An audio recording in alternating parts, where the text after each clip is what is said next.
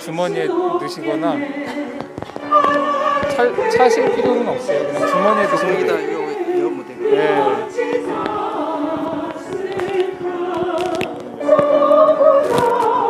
네.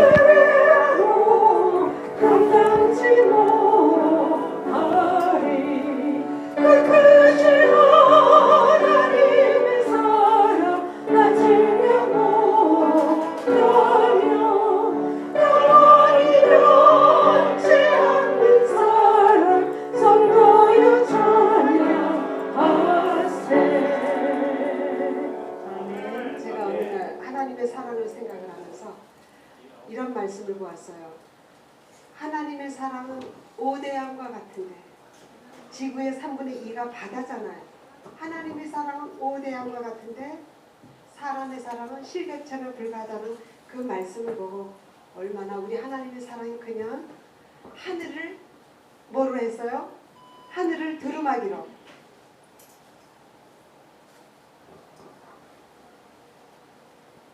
제가 우리 별을 이렇게 별이 요만하잖아요. 이거를 바닷물을 녹물을 삼고 하늘을 두루 편지지로 그 사랑을 그렇게 다 표현해도 다 쓸 수가 없다는 거예요.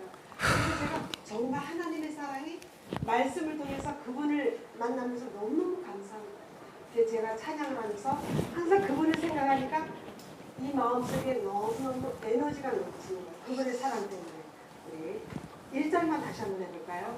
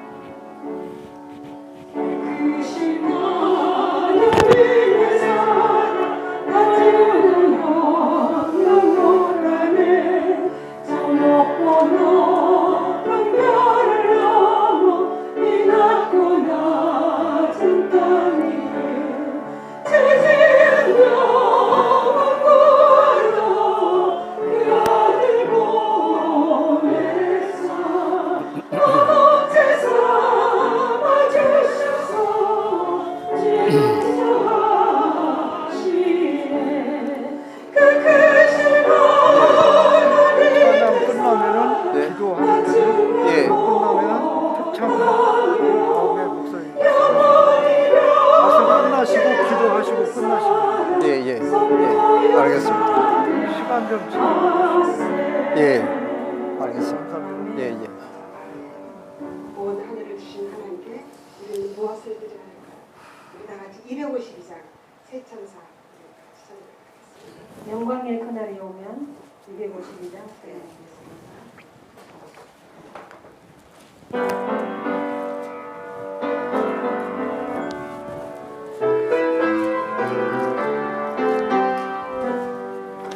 영광의 그날이 오면 저 하늘 가운 별들이 새 천사 공중에 힘차게 날아가는 그날부터 주의 죽음을 마치고 만왕의 왕 오실 그때까지 세천사의 날개를 펼쳐라 세천사여 날개를 펼쳐라 이 하늘에서 저 하늘로 세천사여 날개를 펼쳐라 길을 속히 전하여 영광의 그날이 오면 온 세상 더욱 빛나리 영원한 복음이 담대히 외쳐지는 그날부터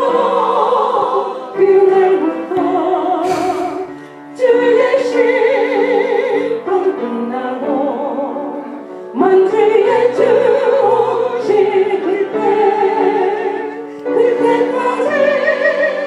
성도들아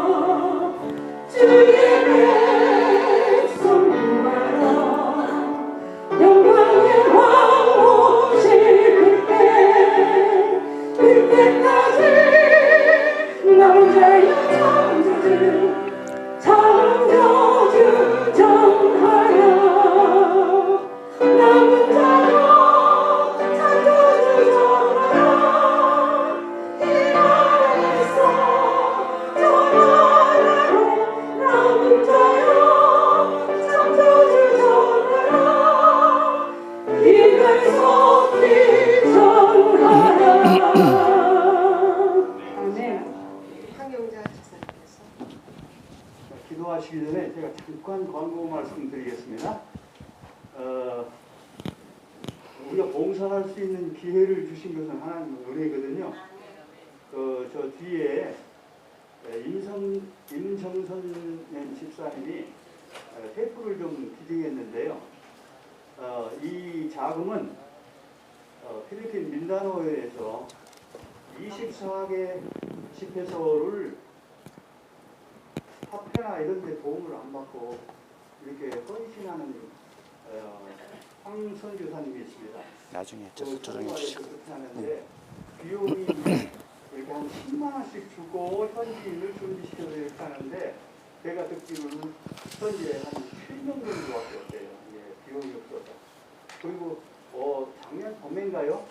그 코로나로 이 문재 대통령이 단속을 해가지고 먹을 게 없어가지고 교회에 있는 거 다 쓸어놓고 굶고 있었던 그런 때가 있었어요. 그래서 삼육대 호소국에서 비용을 좀 갖다 드려 쌀을 한 150가마인가요? 이렇게 보낸 적이 있는데 지금도 여전히 어렵답니다. 그러니까 여러분들이 5,000원 좋고 만 원도 좋고 테이프는 마음껏 가져가시고 거기 이렇게 놓고 가시면 우리가 서로 우리 가족들의 용기를 북돋우고 하는 좋은 일이 될 것 같습니다. 협조해 주시기 바랍니다. 수고하셨습니다.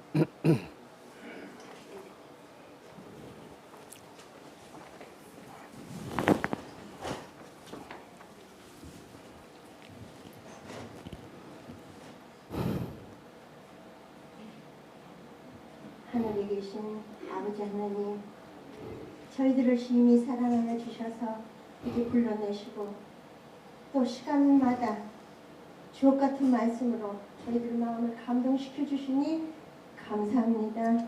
아멘. 아버지 그께서 얼마나 급하셨길래 이 위기의 시대에 저희들을 보잘것없는 저희들을 불러내셔서 아버지의 사명을 감당하라고 저희들에게 일을 맡겨주시니 감사합니다.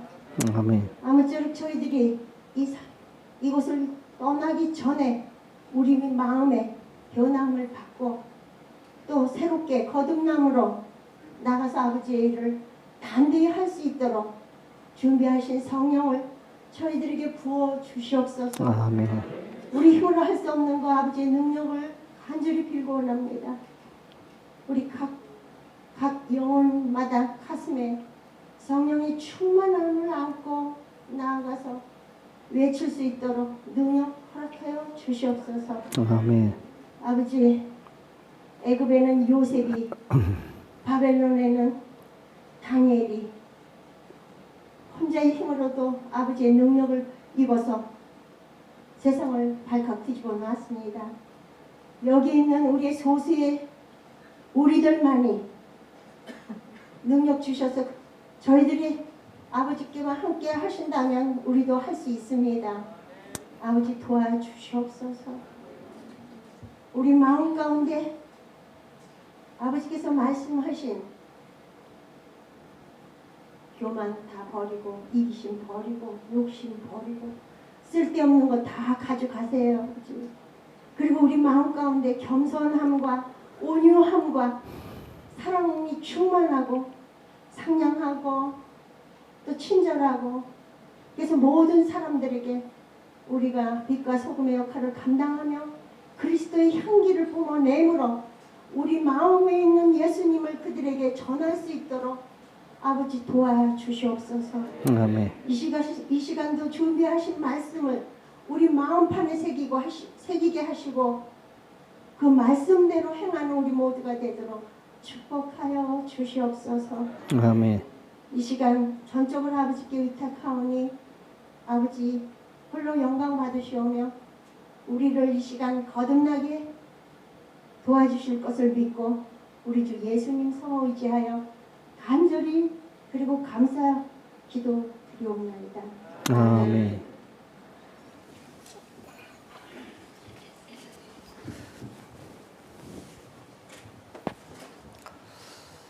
이 시간에 특별한 찬송 듣고 말씀드리겠습니다.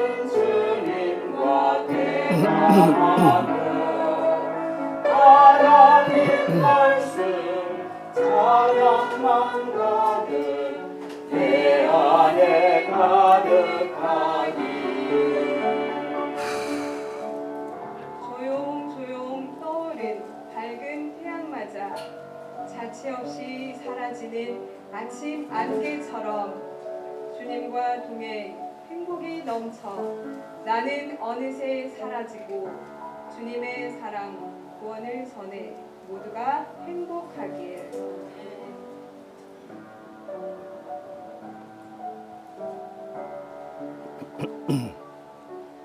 가슴 깊이 사무치는 십자가의 사랑으로 아픈 회개의 골짜기에 흐르는 눈물처럼 예수님 사랑 눈물에 녹아 죄는 어느새 사라지고 주님의 빛과 영광만 밝게 내 안에 가득하길.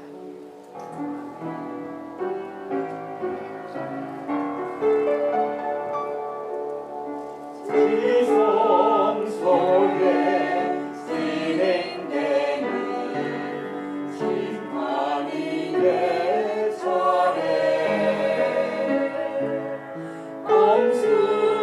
엄숙하고 세밀하게 조사에 회개하리. 다시는 죄를 짓지 말라. 나는 십자가 바라보고 주님의 고통 내 고통 되어 죄에서 해방되네. 이 시대에 너와 방주 시골 생활 중에 예배는지 나가오니 가득 자족하라. 건강이면 전파하여 병든 자들을 고쳐주고 늦은 비방을 성도여 함께 은혜 진성파하라. 은혜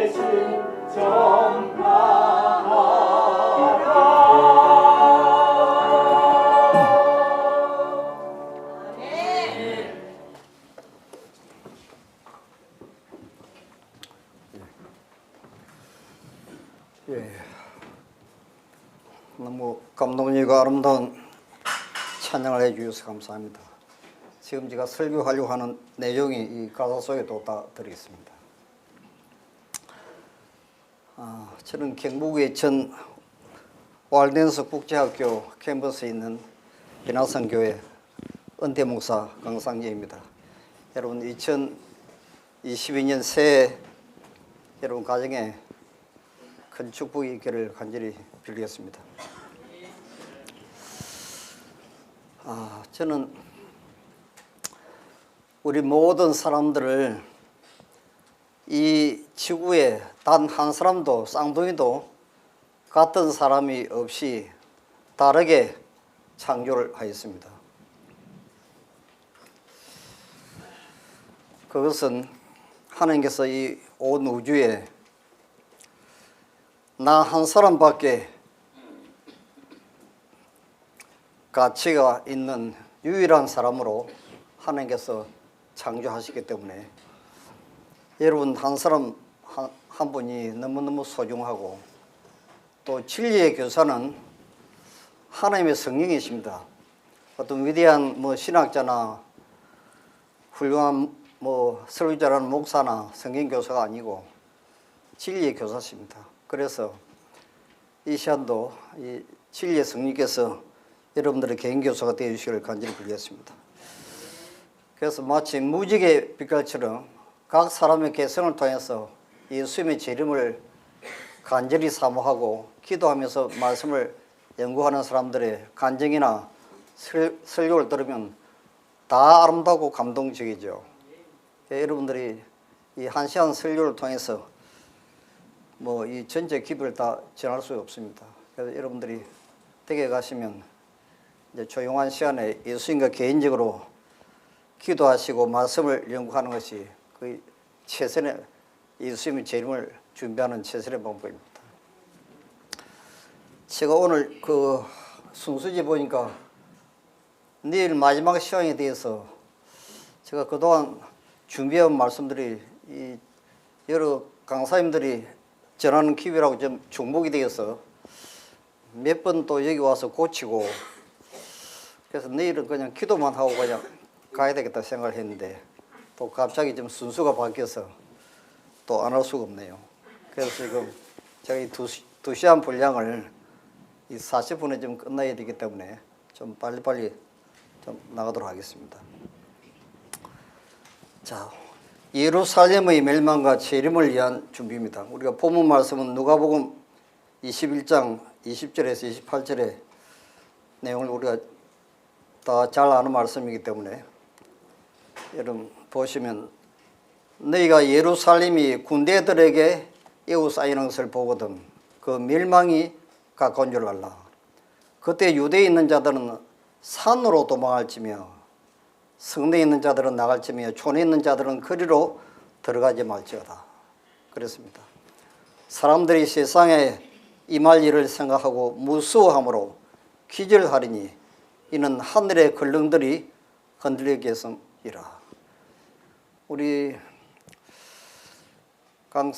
곽성길 목사님이 지금 이 코로나 때문에 이 두려움 때문에 전 세계가 정부가 이 백성들을 좀 통제하려고 지금 준비를 하고 있습니다. 이 지금 흔들림이 지금 시작된 것이죠.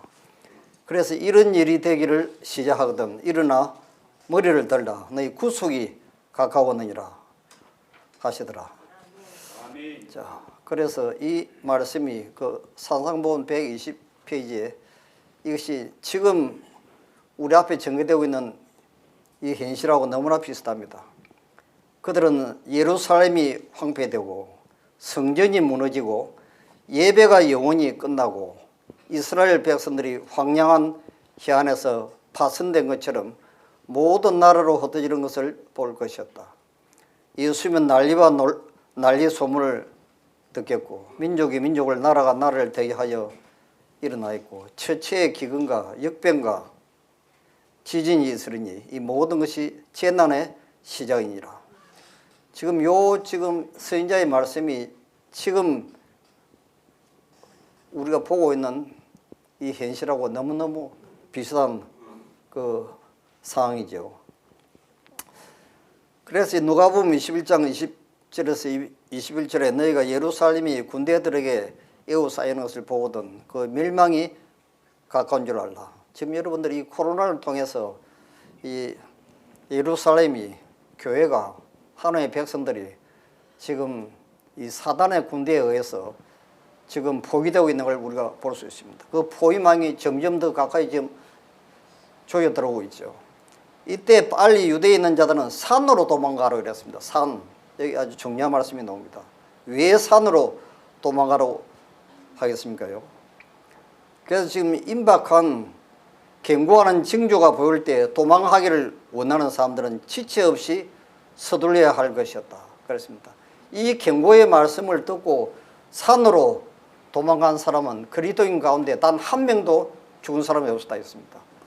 이 말씀은 오늘날 여러분과 저에게 굉장히 중요한 하나의 의미를 가지고 있죠. 그래서 이 지금 산으로 도망하라고 하는 이 말씀은 두 가지 의미로 해석을 할 수 있습니다. 하나는 이 영적인 준비입니다. 이 제일 중요한 것이죠. 우리가 도시에 살든지 시골에 살든지 어느 곳에 있든지 제일 중요한 것은 영적으로 준비하는 것입니다. 마음을 살피고 진정으로 죄를 회개하고 변함을 받아 날마다 예수님의 품성을 닮아가는 영적인 준비를 해야 한다.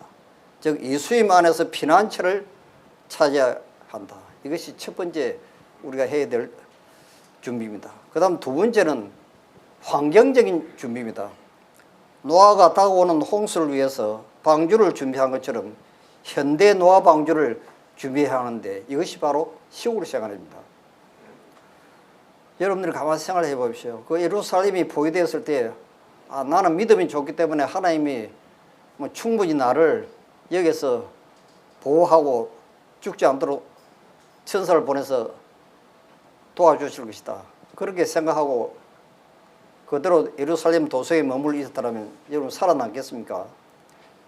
그렇지 않습니다. 이 믿음은 분명한 하나님의 말씀에, 선자의 말씀에 순종하는 것입니다. 이게 참된 믿음이죠. 그래서 지금 이 코로나 문제 때문에 지금 전 세계적으로 피할 수 없는 경제 위기가 다가오고 있습니다. 지금의 전 세계적인 위기는 100년 전부터 기초가 놓인 것으로 미국의 화폐 발행을 민간 기관인 연방준비은행이 맡음으로써 시작되었고, 엄청나게 큰 초대형 태풍을 막을 수는 없습니다. 다만 재산의 손실을 최소화하고 가족들의 생명에 위험이 없도록 대비하는 일밖에는 할 수 있는 일이 없듯이 장기적인 경제 환란에서 어떻게 해야 남을 수 있을지를 고민해야 할 것입니다. 장기적인 안목으로 볼 때 도시를 탈출하는 것이 최선의 방법이라고 생각합니다. 식량 작업과 에너지 작업을 할 수 있다면 최선일 것입니다. 이거는 우리 교인이 쓴 글이 아닙니다. 이거는 전 세계가 지금 경제학자들이 지금까지 대공황이 닥쳐올 때마다 결론으로 내린 지금 이 말씀이 바로 이것입니다. 자, 이것이 이제 선지자를 통해서 말씀해 주신 거죠. 대속죄일, 우리가 1844년 10월 22일 이후로 지금까지 우리는 대속죄일 기간에 지금 살고 있습니다. 이 대속죄일에 이스라엘 백성들이 해야 될 몇 가지 업무가 있습니다. 원형적인 대속죄일, 즉 조사심판 동안에 하나님께서 원형적인 회중에게 명하신 일을 개인 스스로가 소홀히 하면서도 그리스도께서 그의 경우를 변호하여 줄 것이라고 생각하는 자는 마침내 자기의 이름이 생명책으로부터 지워져 버린 사실을 발견할 것이다.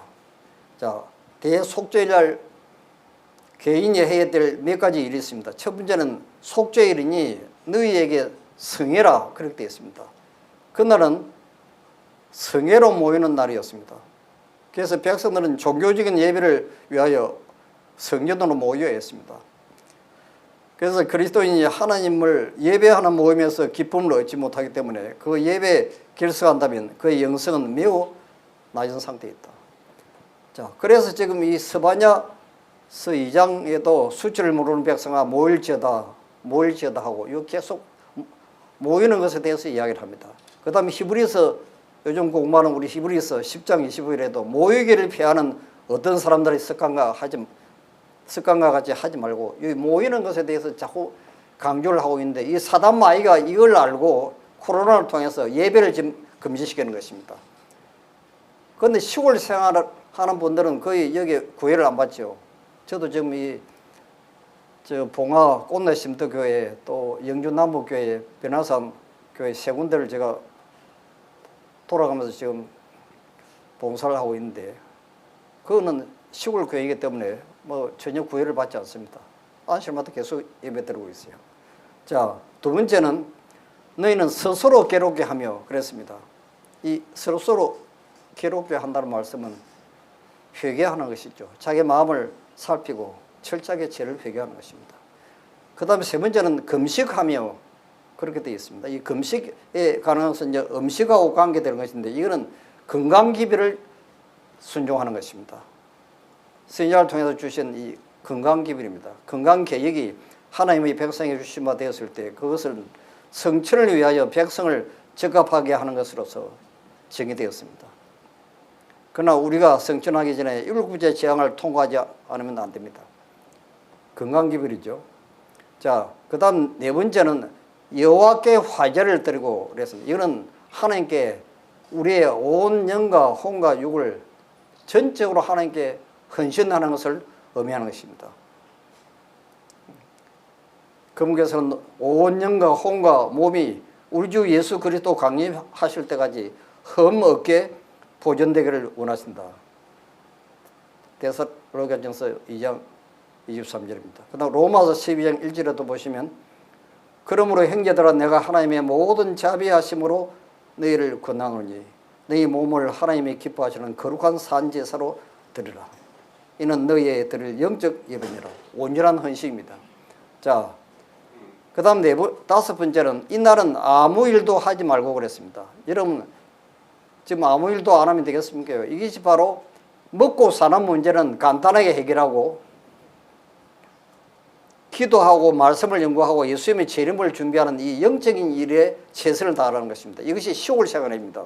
이걸 잘 보시기 바랍니다.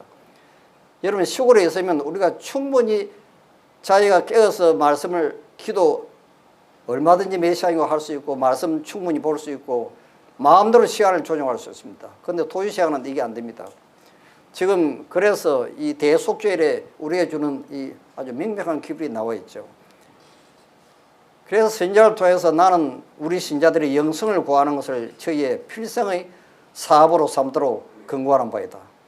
그리스도께서는 문 앞에 서 계신다. 그렇기 때문에 나는 우리 신자들에게 그대들이 도시들을 떠나 시골로 이사하는 부르심을 받을 때 그것을 큰 손실로 여기지 마라. 축복을 잡으려는 자들을 위하여 여기저기에 풍성한 축복들이 기다리고 있다. 그랬습니다. 주인께서는 우리들이 여유가 있는 대지에서 생활하기를 바라신다. 당신의 백성들은 도시에 운집하여서는 안 된다. 주인께서는 저들이 가족을 거느리고 도시를 떠나 영생을 위하여 보다 철저한 준비를 할 수 있게 되기를 바라신다. 그랬습니다. 철저한 준비. 여러분들 지금 이 코로나가 지금 유행을 하고 있는데 지금 변종 코로나가 계속 나타납니다. 그럴 때마다 백신을 또 다시 개발해야 되고 또 주사를 또 다시 맞아야 되고 전에 맞았던 것은 아무 소용이 없죠. 최선의 방법은 우리 자체의 면역을 강화시키는 것입니다. 이것이 시골 생활입니다. 시골에 있으면 운동하고 햇빛 쬐고 신선한 공기 마시고 여러분 유기농 농사 지어서 얼마든지 건강하게 살 수 있습니다. 저도 이 시골에 살면서 지금 저희 집에 화목보일러가 이어서 시간만 나면 나무하러 산에 시계지고 올라가서 이제 나무를 해오는데 한 3년 정도 쓸 거는 해놓은 것 같아요.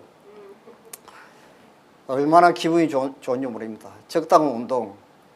그 선지자께서 이 산에서 나무 하는 거, 땅을 파고 농사 짓는 거, 선교 사업하고 똑같다 했습니다. 그 말씀이 기록되어 있습니다. 그래서 지금 이 시골 생활의 중요성은 바로 산으로 도망하라고 하는 이 위기 때 경제 공황이 닥쳐오면 자급자족을 하는 사람들에게는 전혀 영향을 미치지 않습니다. 그런데 코로나가 아무리 유행해도 시골에 살면 그 권리도 거의 죽지 않습니다. 이免疫이 강화되어 있기 때문에. 그 다음 말씀을 충분히 깊이 연구하고 또 기도할 수 있는 것입니다. 이것이 바로 이 마지막 시대에 주신 마지막 기별이죠. 자, 지금부터 제가 영적인 문제를 좀 다루겠습니다. 여호와는 선하시며 환난 날의 산성이시라. 그는 자기에게 의뢰하는 자들을 아시느니라. 주님은 그에게 의해서 환난 날의 산성이 되시고 그랬습니다. 하나님의 진노의 폭풍이 몰려오고 있는데 하나님의 사랑 안에 있는 진리로 말미암아 성화된 사람들만이 설 수 있을 것이다. 우리 앞에 살아남을 수 있는 사람은 하나님의 사랑 안에 있는 진리입니다. 그들은 멸망이 지나가 버릴 때까지 하나님 안에서 그리스도와 함께 숨김을 받을 것이다. 우리가 전심을 다하여 하나님과 우리 이웃을 내 몸처럼 사랑할 때 또 하나님께서 우리를 통해 역사하실 것이다. 우리가 늦은 부의 시간에 어떻게 설 수가 있는가? 오직 그의 사랑을 소유할 때이다 이렇습니다. 우리 마음속에 사랑이 있을 때만 하나님이 우리의 피난처가 되시고 우리의 산성이 되시고 우리의 바위가 되시는 것입니다. 자, 여기에 목자들이 성살하지 못하면 당신이 친히 양떼들을 돌보는 책임을 지시겠다고 약속하셨다. 하나님께서는 양떼들을 결코 인간 기구들에게 완전히 하게 하지 않으신다. 1844년 윌리엄 밀리의 재림운동 때 그때 당시에 재림운동에 가담했던 분들이 준비가 되었더라면 그때 예수님이 아마 재림하셨을 것입니다. 1888년 미니아폴리스 대총회 때 존스와 와그너가 전했던 이 믿음으로 말미암은 의의 기비를 우리 지도자들이 백성들이 받아들였다면 그때 두 번째 예수님이 또 재림하셨을 것입니다. 그런데 두 분 다 실패했습니다. 이번에는 세 번째 하나님께서 친히 정해놓은 시간에 하나님의 방법으로 이 교회를 정립케 하시면서 늦은 비가 내립니다. 자, 이것이 지금 나와 있죠. 그러나 교회를 순결하게 할 날은 급히 이루고 있다. 하나님께서는 순결하고 진실한 한 백성을 소유하실 것이다. 미국에 크게 퀴즈라는 일이 있을 때 우리는 이스라엘의 능력을 보다 더 잘 측정할 수 있게 될 것이다. 주님께서 당신의 손에 키를 가지고 계신다는 것과 그분께서 타작마당을 철저히 정결하게 하실 것이라는 사실을 나타내실 때가 가깝다는 징조들이 보인다. 주님께서 친히 이 교회를 정결케 하십니다. 자, 이 말씀이 지금 사도행적 524페이지에 나와 있죠. 하나님께서는 그리스도께서 당신의 지상 봉사의 기간에 성전을 정결케 하신 것처럼 당신의 교회를 정결케 할 것이라고 예언되었습니다. 자, 이 사건이 스바냐 2장 1절에 기록되어 있습니다. 수치를 모르는 백성아 모일지어다 모일지어다. 명령이 시행되기 전에 광음이 기같이 날아 지나가기 전에 여호와의 진노가 너에게 임하기 전에 자 여기 또 한 번 명령이라는 말이 또 나옵니다. 이것은 아모스 9장 9절에 똑같은 말씀이 또 기록되어 있습니다. 내가 명령하여 이스라엘 족속을 만국 중에 체질하기를 곡식을 체질한 것 같이 하려니와 그 한 알갱이도 땅에 떨어지지 아니하리라. 이 명령이라는 말이 거듭해서 계속해서 나옵니다. 자, 우리 선지자께서 다시 또 세 번째 명령에 대해서 또 똑같은 말씀을 또 하십니다. 바로 앞에 있는 뭐요?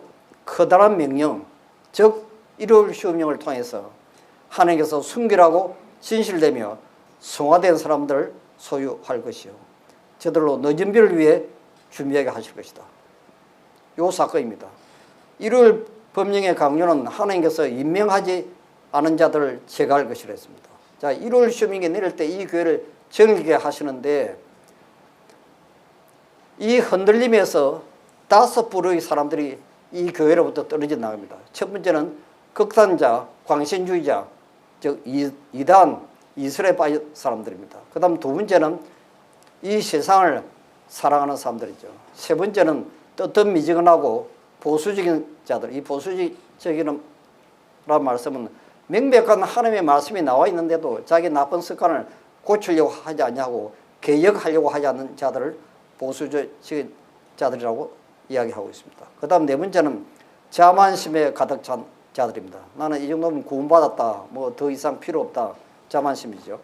그 다음 다섯 번째는 목숨까지 버릴 진리를 위해서 핍박이나 환란이 올 때 목숨까지 버릴 각오가 되어 있지 않는 사람들은 마지막으로 떨어져 나갑니다. 이것이 바로 자아를 희생하지 않는 자들이죠. 그래서 하나님의 기쁜 사랑만이 우리에게 박도한 시련 가운데서 영혼을 지탱해 줄 것이라고 이야기했습니다. 그래서 사랑 안에 두려움이 없고 온전한 사랑의 두려움을 내쫓아이라. 자, 우리가 백신 때문에 지금 바이러스 때문에 코로나 때문에 지금 마음에 온 세상 사람들이 공포, 두려움을 가지고 있습니다. 또 경제 공황이 닥쳐오기 때문에 이 어떻게 먹고 사나 이것 때문에 또 두려움이 있습니다. 그런데 사랑 안에는 무엇이 없다고요? 두려움이 없다는 거죠. 왜 그렇습니까? 사랑 안에 있으면 하나님께서 모든 문제를 다 해결하십니다. 건강 문제며 하여튼 먹고 사는 문제며 모든 거 하나님의 손안에 다 있습니다. 그래서 사랑 안에 두려움이 없는 것이죠. 온전한 사랑의 두려움을 내쫓나니 두려움에는 형벌이 있습니다. 그러니까 두려움이 있다고 하는 것은 믿음이 없는 것이죠. 다른 말로 이야기하면. 자, 이 종교 암흑시대에 어느 순교자가 한 신앙 고백을 보십시오. 여기에 두려움이 있는가 보십시오. 나를 저주하십시오. 당신들이 나를 저주하면 할수록 나는 당신들을 사랑할 것입니다. 내게 침을 뱉어 보십시오. 그러면 나는 사랑의 숨기를 부문할 것입니다. 나를 구타하십시오. 나는 신음소리로 사랑을 고백할 것입니다. 나를 찌르십시오. 나는 당신을 사랑한다고 절규할 것입니다. 나를 짐승의 먹이로 던지십시오. 나는 사랑의 제물이 될 것입니다. 나를 불태우십시오. 그러면 나는 사랑의 열기로 당신의 정오의 가슴을 놓을 것입니다. 이것은 성령을 통해서 하나님의 사랑이 이 순교자들의 마음에 완전히 충만하게 가득 차 있는 것을 볼 수 있습니다. 이것이 우리 앞에 다가오는 환난을 통과하게 하는 것입니다. 이 사랑이. 자, 그래서 이 마지막 늦은 비는 계시록 18장 1절 2절에 나오는 하늘에서 내려온 큰 권세는 이 세상의 빛을 마지막 자비의 빛, 온 세상에 전파될 마지막 긍휼의 기별은 하나님의 사랑의 품성을 드러내는 것입니다. 이것이 마지막 기별이죠. 자, 그래서 우리가 지금 여기 초기 문집 71페이지 보시면 나는 많은 사람들이 그처럼 절실히 필요한 준비는 게을리하면서 주의 날에 서고 그분 앞에서 살게 적합하게 해줄 유쾌하게 되는 날, 곧 늦은 비 때를 기다리고 있는 것을 보았다. 그들은 필요한 준비를 게을리하였다. 그러므로 그들을 거룩하신 하나님 앞에 살기에 적합하게 해줄 유쾌함, 즉 늦은 비를 받을 수 없다. 자, 여기 필요한 준비가 뭔가 하는 것입니다. 필요한 준비. 자, 필요한 준비는 우리가 늦은 비를 받기 위해서는 우리가 사도행전 3장 19절 20절에 나온 말씀처럼 철저한 회개죠. 회개하고 돌이키는 것입니다. 성령을 통해서 우리에게 지금 보여주시는 모든 죄로부터 철저하게 우리가 회개하고 돌이켜야 됩니다. 나는 만일 그들이 모든 저지르기 순재, 교만, 이기심, 세상을 사랑하는 것, 그리고 모든 옳지 못한 말과 행동을 극복하여 성령을 얻지 못한다면 어느 누구도 새롭게 함을 받을 수 없다고 분명히 이야기했습니다. 자, 그 다음에는 여기 중요한 말씀이 있습니다. 사도의 말은 각 시대의 신도들을 교훈하기 위하여 기록되었으나 만물의 마지막이 가까운 때에 사는 사람들을 위하여 특별한 의미를 가지고 있다. 자, 자신과 동일하게 보배로운 믿음을 받은 사람들에게 보낸 그 둘째 편지에서 사도 베드로 후서입니다. 그리스도인 품성의 개발에 대한 하나님의 청사진을 제시한다고 이야기했습니다. 이 청사진이 바로 무엇입니까? 베드로의 8가지 계단이죠. 성화는 전진하는 것이다. 베드로가 한 말 가운데 연속적인 계단이 제시되어 있다. 너희가 더욱 힘써 너희 믿음에, 우리가 첫 침례를 받고 첫 출발이 믿음에서부터 시작되는 것입니다. 자, 믿음의 덕을, 이 덕은 성령을 통해서 거듭나는 것입니다. 그 다음 거듭나고 나간 뒤에 시간이 지나면 하나님을 경험적으로, 체험적으로 아는 지식으로 들어갑니다. 경험적으로 아는 것이죠. 그 다음에는 그 단계에서 좀 더 깊이 변화되면 절제, 감정을 마음대로 조정하는 절제로 들어서면서 이제 인내라고 하는 이 불의 시험을 통과할 때 하나님의 형상이 나타나는데 이것이 바로 경건이라고 하는 이 단계로 들었습니다. 그때 우리는 행지를 사랑하고 마지막 사랑을 공급하라. 이 사랑이 바로 늦은 비입니다. 제일 마지막 계단이 나와 있죠. 끝입니다, 이게. 이 계단이 어떻게 나타나는지 이제 여기서 제가 좀 잠깐 설명드린 것은 절제를 통해서 인내로 넘어가는 계단이 있습니다. 자, 여기 보십시오. 그리스도인에게 있는 가장 고상한 것에 대한 최고의 증거는 자제이다. 이 자제가 바로 절제입니다. 가혹하거나 잔인한 취급을 받을 때 침착하고 신뢰하는 정신을 보존하지 못하는 자는 하나님께서 자기의 완전한 품성을 자기 안에 드러내실 권리를 행사하지 못하게 한다. 제가 이 예화하고 좀 설교를 많이 준비했는데 다 좀 뺐습니다. 지금 시간이 없어요. 우리는 시련의 풀무에 들어갈 때 이기심으로 어두워진 심령을 가지고 들어가는 때가 많이 있다. 그러나 만약 우리가 어려운 시험을 참고 견디면 우리는 그 시험에서 나올 때 신의 성품을 반사하게 될 것이다. 이게 인내입니다. 인내. 이 계단을 통과하는 것입니다. 자, 많은 사람들은 주님께 그들을 겸손하게 해달라고 기도를 한다. 그러나 필요한 훈련에는 기꺼이 복종하려고 하지 않는다. 그 어떤 시험이 올 때 또 시련들과 혹은 귀찮은 일 정도만 생겨도 그 마음은 파도가 일어나서 그 혀는 독을 품은 화살이나 폭발물 같은 말을 터뜨린다. 여기서 실패하는 것입니다. 전부 요 계단을 넘어가지 못하니까 품성이 그리스도 같은 품성이 나타나지 않는 것이죠. 이게 절제와 인내라는 계단입니다. 자, 그래서 하나님께서는 여러분 각자를 이렇게 훈련하십니다. 하나님께서는 보석을 만드는데 시간을 소비하신다. 우리들은 하나님의 작업장이다. 인간의 가치는 그가 받는 연단에 완전히 달려있다. 그러고 나서 그 장에는 보석을 햇빛 속에 비춰보고 그 속에 자신의 형상이 완전히 반사되는 것을 보게 되면 그것은 그분의 보물상자 속에 보관할 가치가 있다고 설명하신다. 그래서 이 베드로의 8가지 계단은요, 뭐 한 계단 끝나고 또 다른 계단 끝나고 이렇게 가는 것이 아니고 연속적으로 같이 동시에 자라납니다. 마치 식물이 자라나듯이요. 어린아이가 자라나는 것처럼 자라나는 것입니다. 그래서 이 계단을 통과하는 사람들이 이제 마지막 늦음을 받는데 이 마지막 계단 하나님의 사랑이 나타난 것이죠. 우리는 참으로 진지한 마음을 가지고 내가 구원을 받기 위해서 무엇을 해야 할 것인가를 물어봐야 한다. 우리는 하늘을 향하여 어떤 계단을 밟아야 할 것인가를 꼭 알아야 한다. 이거 분명히 해야 됩니다. 제가 이 설교를 가는 교회마다 1년 동안 설교를 했습니다. 베드로의 8가지 계단입니다. 굉장히 자세하게 필요한 단계를 거치지 않고 그대 속에 어떤 변화가 일어나기를 기다리지 말라는 것입니다. 사랑하는 친구들의 그대들 자신의 상태에 관하여 스스로 속지 말라. 그대들은 하나님을 속일 수가 없다. 참된 정의는 내가 네 행위를 아노라고 말씀하신다. 셋째 천사는 한 백성을 한 계단씩 점점 더 높은 곳으로 인도하고 있다고 이야기했습니다. 그래서 모든 과정을 통과하고 모든 시험을 견디고 이긴 자들은 어떠한 대가도 감수하고 참된 정의의 근거에 유의하게 되었다. 그러므로 그들은 늦은비를 받고 성전하기에 합당한 자들이 될 것이다. 여기에 모든 과정을 통과하고 이게 베드로의 8가지 계단을 지금 설명해 주고 있습니다. 자, 여러분들이 이번에 그 남은 자손과 선악의 대쟁투 여기 생애 전체를 대상으로 하는 심판장에 보시면 이런 말씀이 있죠.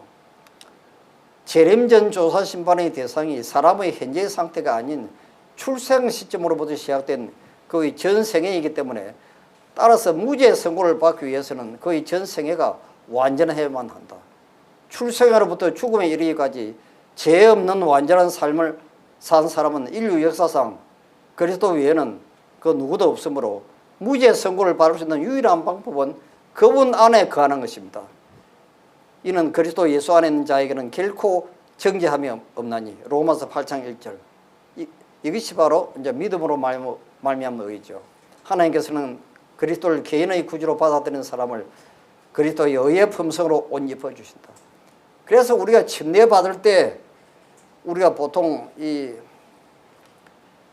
의의 옷을 칭의의 경험을 입혀 주신다고 말씀을 합니다. 우리가 침례를 받을 때 이제 준비를 잘 하고 이제 침례를 받아야 되겠죠. 자, 그리스도께서 친히 준비하신 옷만이 우리로 하여금 하나님 앞에 서게 할 수 있다. 그리스도께서 이 옷, 그리스도의 의의 두루마기를 회개하고 믿는 자에게 입혀 주실 것이다. 그랬습니다. 자, 여기 이제 중요한 말씀이 나옵니다. 우리가 우리 자신을 그리스도께 바칠 때 우리의 마음은 그리스도의 마음과 연합되고 우리의 뜻은 그분의 뜻에 합행되고 우리의 정신은 그분의 정신과 하나가 되고 우리의 생각은 그분에게 사로잡히게 되어 마침내 우리는 그분의 생애를 살게 된다. 이것이 바로 그분의 의의 옷을 입는다는 겁니다. 여기 바친다는 말이 계속 나옵니다. 자, 여기 또 보십시오. 그대가 자신을 그에게 바칠 때 그를 개인의 구주로 받아들이면 그들의 생애가 아무리 악하였을지라도 그의 공로로 인하여 그들은 어렵다 하심을 받는다. 그리스도의 품성이 그들의 품성을 대신하게 되고 그들은 죄를 도무지 범하지 않은 것처럼 하나님 앞에 받아들이는 바 된다. 이뿐만 아니라 그리스도께서는 마음을 변화시키신다. 그러니 이 법적인 용서 이걸 칭의라 하고 뒤에 이뿐만 아니라 그리스도께서는 마음까지 성령을 통해서 변화시키는 이 계단을 우리는 성화라고 하는 것입니다. 이게 나누어주는 의라고 하는 것이죠. 그래서 하나님께서는 너희가 전심으로 나를 찾고 찾으면 나를 만나리라고 약속하신다. 우리가 다시 한번 그분과 같이 되기 위해서는 우리는 마음을 하나님께 바쳐야 한다. 이 바친다는 말이 계속 나옵니다. 죄인들은 사단에게 단단히 붙들려 있다. 그들은 악마에게 사로잡혀 그의 생각대로 하고 있다. 하나님께서는 우리를 고쳐주고 자유롭게 해주기를 원하신다. 그러나 우리가 우리 자신을 그분께 완전히 바치기 전에는 그분께서는 그 일을 하실 수가 없다. 자, 이게 이제 문제입니다. 여러분, 여기 이제 핵심입니다. 완전히 바치는 거. 이 완전히 바친다고 하는 이 뜻이 여러분들이 이 남한 장군의 문둥병 이야기를 통해서 우리가 잘 알고 있습니다. 이 문둥병은 죄를 상징하는 것이죠. 우리가 품성이 변화되려면 하나님의 말씀에 완전히 굴복해야 됩니다. 완전히. 그렇게 해야만이 우리가 거듭나게 되고 이제 변화되는 것이죠. 그런데 이 부자 법관은 내가 어떻게 하면 영생을 얻으리까 이야기했습니다. 십계명을 아느냐. 나 어릴 때부터 십계명 다 지켰는데요. 아직도 무엇이 부족합니까? 그러니까 예수님이 뭐라고 이야기했습니까? 네가 가지고 있는 재산을 다 팔아서 가난한 자들에게 나누주라. 그리고 난 뒤에 나를 쫓아라. 그랬더니 이 청년이 뭐요? 예수님을 떠나갔습니다. 그래서 이 예수님께서는 이 가난으로 하여금 그리스도인 품성을 완성시킬 수 있는 곳에 처하게 할 수 있는 유일한 조건을 말씀하신 것입니다. 유일한 조건. 그러니까 우리가 구원을 받을 수 있는 유일한 조건은 하나님의 께서 무슨 말씀을 하시든지 그 말씀대로 무조건 순종하는 것입니다. 이거 외에는 다른 것이 없습니다. 자, 그래서 이 부자 법관은 이런 영생의 조건이 있는 것을 슬퍼하며 떠나갔다고 그랬습니다. 그래서 그가 만약에 우리가 그리스도께 우리 생애를 바친다고 하는 것은 무슨 뜻이냐면 하나님께서 무슨 말씀을 하시든지 모든 말씀에 순종하는 것을 의미하는 것입니다. 여러분, 아브라함이 자기 독자 이삭을 모리아 산에 바치라고 하는 시험하고 부자 법관한테 네 재산을 팔아가지고 가난한 사람들에게 나눠주라 하는 시험하고 이 둘 중에 어느 것이 더 힘듭니까요? 아브라함이 더 힘들죠. 차라리 자기가 죽는 것 같아 몰라도 자기 독자 이삭을 죽인다는 것은 더 힘든 것입니다. 그런데도 아브라함은 뭐요? 순종을 했다고 하죠. 이게 믿음입니다. 아시겠어요? 믿음은 무조건 하나님의 말씀에 그대로 굴복하는 것입니다. 이걸 제가 말씀드리려고 말씀합니다. 그래서 우리 작년교과 2005년 7월 21일자에도 굴복이라는 말씀에 하나님의 성령을 통해서 자신들의 삶을 온전히 그리스도의 뜻에 굴복시킨 자들만 그들의 옛 자에 대해서 죽고 위로부터 거듭나게 되는 것입니다. 이게 안 되면 안 되도록 되겠어요.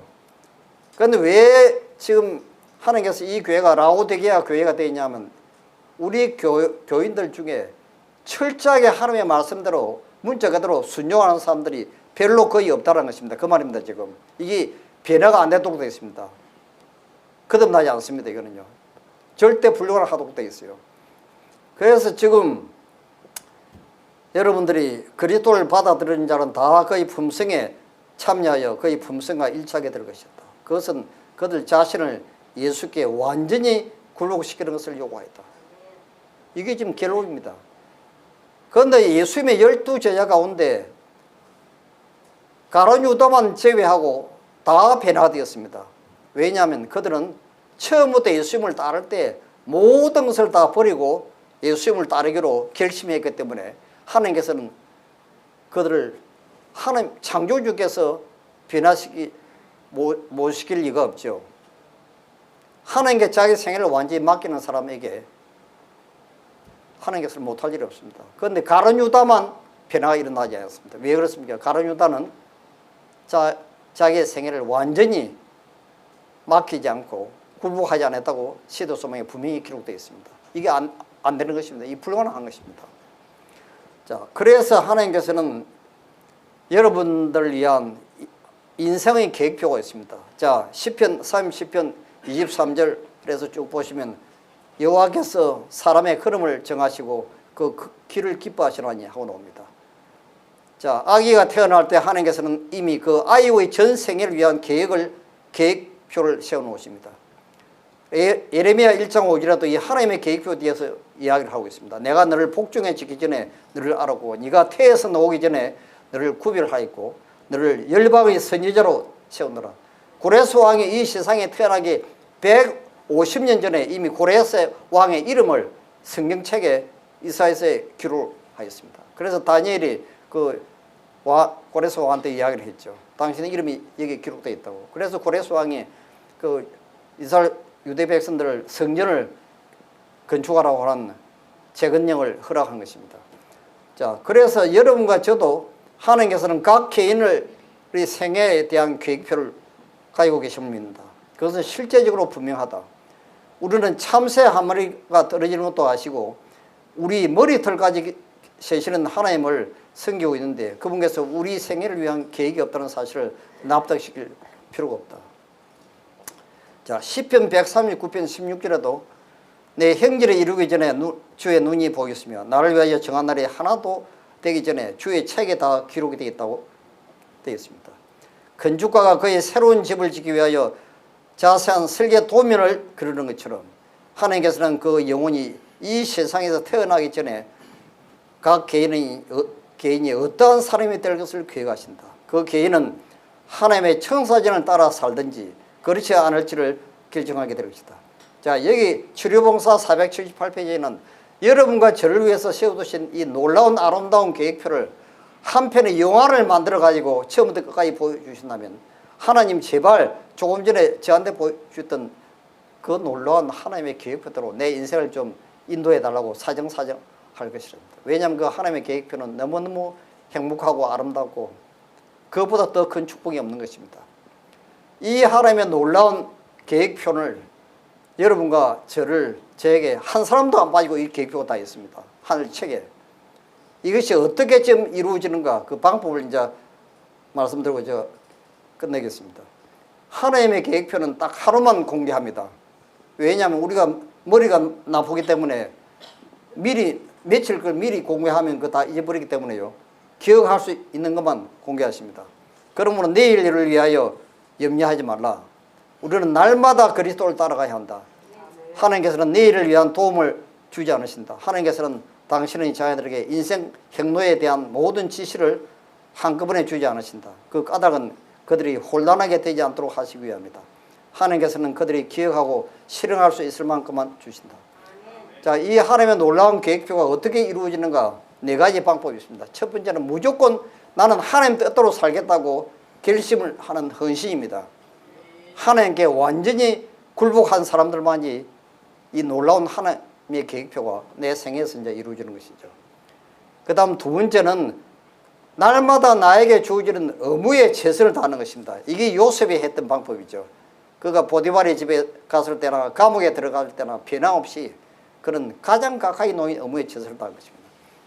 그 다음에는 우리의 생애를 하나님께 완전히 맡기는 것입니다. 그 다음에 하나님의 섭리의 사건이 일어납니다. 이게 요셉이 아침에 감옥에 있다가 저녁 때 총리되시게 되었습니다. 이 하나님의 놀라운 섭리의 사건이에요. 여러분과 제가 똑같습니다. 이 놀라운 하나님의 계획표를 여러분들이 알고 계시면 장래 문제에 대해서 두려워할 필요가 없습니다. 얼마나 놀라운 하나님의 계획표가 여러분 생에서 전개됩니다. 아침마다 그대의 자신을 하나님께 바치라. 그리고 이 일을 그대의 첫째로 할 일을 삼으라. 또한 기도하기를 오 주여 나를 받으사 온전히 당신의 것으로 삼으소서. 나는 나의 모든 계획을 당신의 발 앞에 놓나이다. 오늘 나를 당신의 일에 써 주시옵소서. 나와 같이 해 주시고 나의 모든 일이 당신 안에서 성취되게 하옵소서 할 것이다.